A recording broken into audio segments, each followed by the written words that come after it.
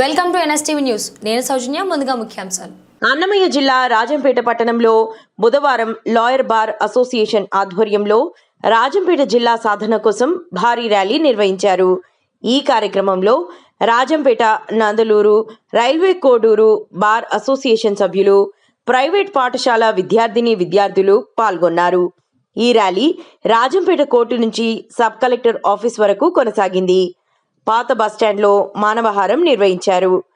ఈ సందర్భంగా నిరసనకారులు రాజంపేట ముద్దు, రాయచోటి వద్దు అంటూ నినాదాలు చేశారు.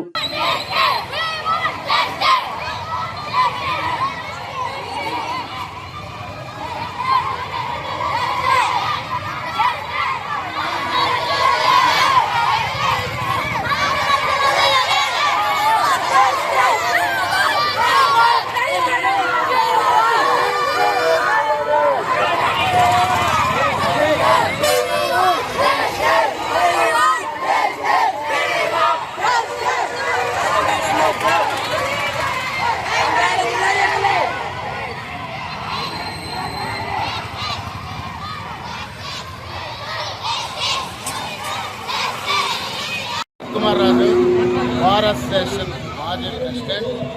ఇవాళ రాజంపేటలో మేధావి వర్గమైన bar association Rajampet, railway Koduru, Nandaluru నుంచి యావత్ అటెండెన్స్ మరియు మా మద్దతుగా విద్యార్థులు అందరూ కూడా రోడ్డు మీదకి వచ్చి ఒక మంచి గ్లోబల్ కాజ్ కోసం రోడ్డు మీదకి వచ్చి ఇవాళ గౌరవ ముఖ్యమంత్రి చంద్రబాబు నాయుడు గారికి మరియు గౌరవ ఉప ముఖ్యమంత్రి పవన్ కళ్యాణ్ గారికి, లోకేష్ బాబు గారికి ఒక గౌరవమైన విన్నపం చేస్తున్నాం on behalf of Rajampet society.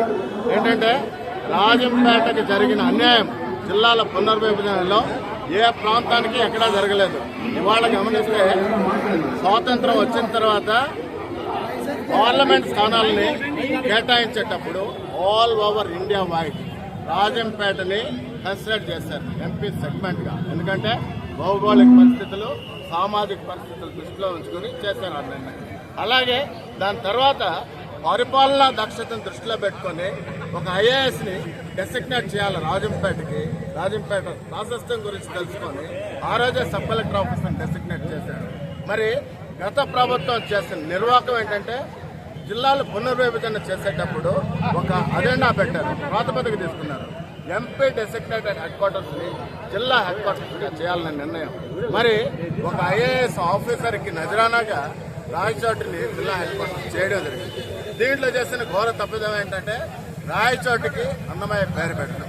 నేను ముఖ్యమంత్రి వర్లకి అందరికీ విన్నపం చేస్తున్నాను.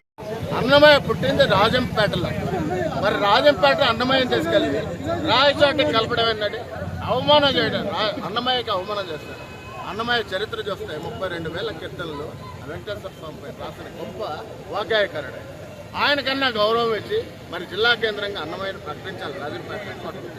మేము ముఖ్యమంత్రి గారికి గతంలో రాజంపేటకు వచ్చినప్పుడు ఒక ఒక ఒక ఇది అప్పీల్ చేస్తారు ఆయన.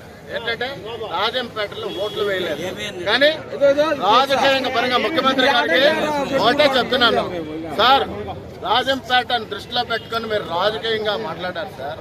రాజకీయంగా 1,50,000 మంది ఓటర్లు పాల్గొన్నది, కానీ కొన్ని లక్షల మంది మైనారిటీ పీపుల్ ఉన్నారు, మైనర్ పిల్లలు ఉన్నారు, భవిష్యత్తు భావితరం విద్యార్థులు వాళ్ళ భవిష్యత్తును దృష్టిలో పెట్టుకోవాలి సార్. ఇవాళ చూస్తే ముఖ్యమంత్రి గారు మీకు hats off sir. All India over ఇండియాలో మీకున్న ఆ స్పీడు, ఆ విషన్, ఆ ఇన్స్పిరేషన్ ఏ సీఎంకి లేదు సార్. మేము చాలా సంతోషపడుతున్నాము. అయితే మీ గురించి చెప్పాలంటే సార్, మీరు రేపటి గురించి ఆలోచించరు. దాదాపు 30 సంవత్సరాల ముందుకు పోయి భవిష్యత్తు ఎలా ఉండదు ఈ దేశ ప్రజానీకానికి, రాష్ట్ర ప్రజానీకానికి అని ఆలోచించే వ్యక్తి. మరి ఇవాళ చూస్తే రాజంపేటలో సార్ ఈ మా వెనక చుట్టూ ఉన్న ఈ పిల్లల్ని చూడండి సార్, లక్షల వేల మంది పిల్లలు రోడ్డుకి ఎక్కారు. వాళ్ళ భవిష్యత్తు చూడండి sir. That demand is that to make Rajampet as a district head quarters sir. వాళ్ళ భవిష్యత్తుని దృష్టిలో ఉంచుకొని మీరు రాయచోటికి సార్ ఎడారి ప్రాంతానికి ఈ పిల్లల్ని పంపించడం వాళ్ళ తల్లిదండ్రుల్ని కన్నీరు కారుస్తున్నారు సార్. రాయచోటిని ఎటువంటి అభివృద్ధి లేదు, ఎటువంటి ప్రాసెస్ లేదు.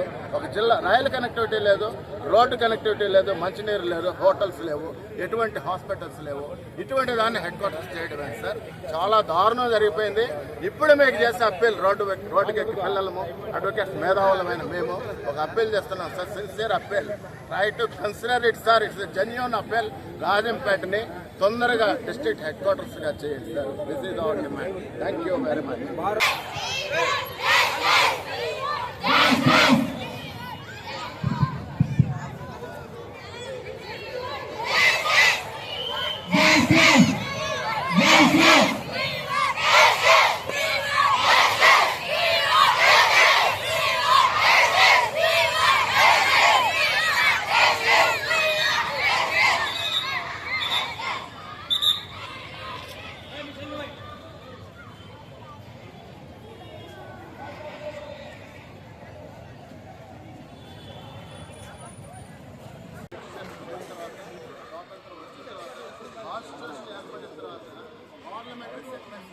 ఇప్పుడు 10 సార్లు చెప్పిన ఉండొచ్చు నా కానీ నా